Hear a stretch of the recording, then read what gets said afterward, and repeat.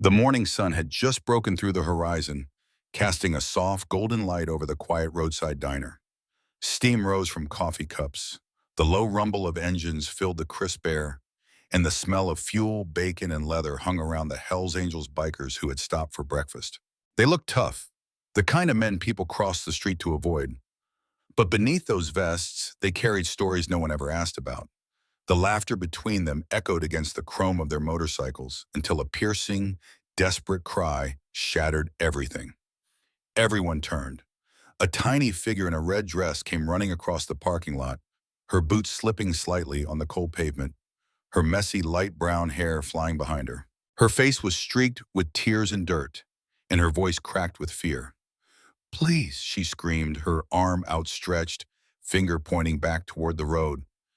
"They're hurting my mama. Please, somebody help her." The group froze. The sound of her sobs was so raw that even the engines seemed to fall silent.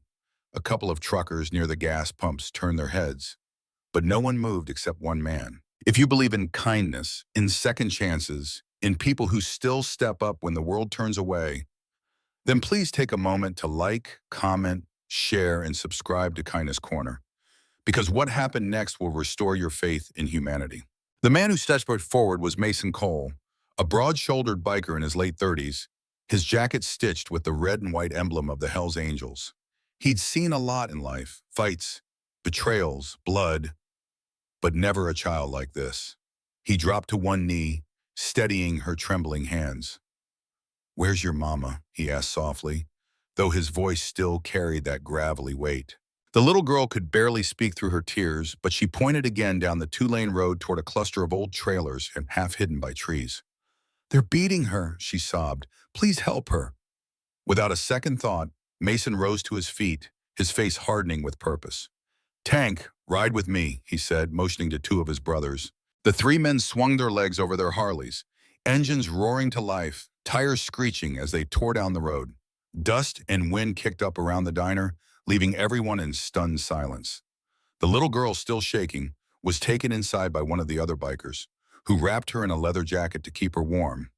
She sat by the window, eyes wide, watching as the red taillights disappeared in the distance. The road stretched quiet for almost 5 minutes. Then faintly the sound of chaos drifted back.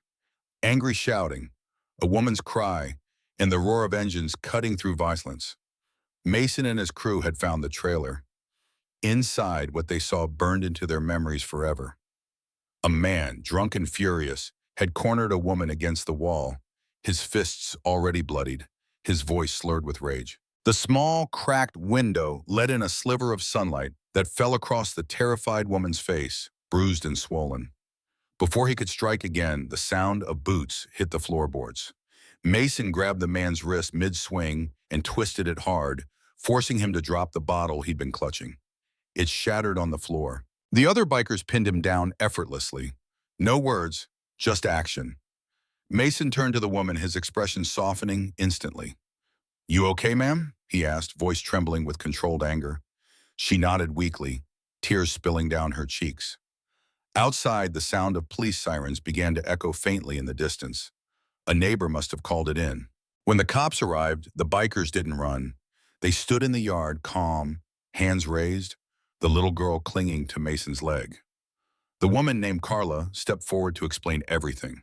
The man was her ex-boyfriend, freshly released from jail, who had tracked her down that morning. When the police led him away in handcuffs, Mason quietly walked the little girl, Hannah, back to his motorcycle. "You did good, kid," he said softly. "You were brave." They rode back to the diner together.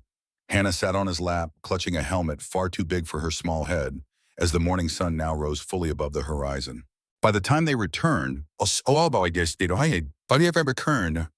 crowd had gathered, truckers, travelers, locals, all waiting anxiously to see what had happened. When they saw Mason carrying the little girl unharmed, with her mother walking slowly behind them, bruised but alive, every conversation stopped. The world seemed to go silent for a moment, as if no one wanted to break the spell. Carla, her voice shaking, thanked the bikers over and over. "I didn't think anyone would come," she whispered. Mason looked at her and simply said, "She made sure we did." He nodded toward Hannah, whose cheeks were still flushed from crying, but now carried the faintest hint of relief.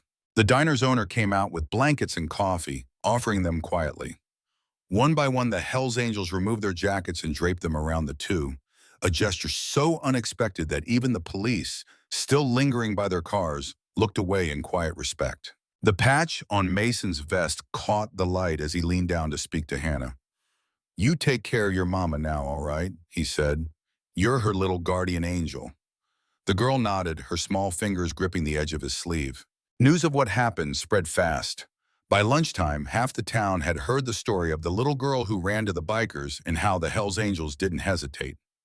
Strangers stopped by the diner just to shake their hands, to thank them for stepping in when others froze. Mason wasn't a man of many words, but when someone asked why they'd done it, he simply said, "You don't ignore a cry like that. Doesn't matter what patch you wear, some things are just human." Over the next few weeks, Carla and Hannah started rebuilding their lives.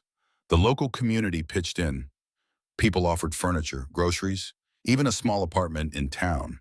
And every Sunday, a group of bikers could be seen parked outside, checking in, bringing groceries, sometimes just sitting quietly at the diner table with a cup of coffee and the laughter of a child echoing around them. Months later, when the spring sun returned and the frost was gone, Hannah drew a picture in crayon. A row of motorcycles, a little girl in red, and a man kneeling down to help her. She gave it to Mason one morning, running up to him outside the diner. "This is us," she said proudly.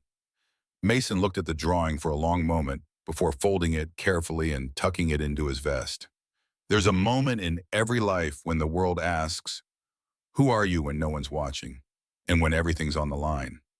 That question hung in the cold morning air the instant little Hannah, tears streaming down her dirt-streaked face, ran straight to a group of men most people would cross the street to avoid.